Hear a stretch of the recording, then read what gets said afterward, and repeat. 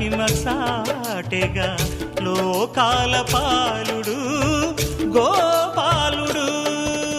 తీయని మత్తున ముంచిన మురళీలోలుడు, మాయని దూరము చేసిన గీతాచార్యుడు.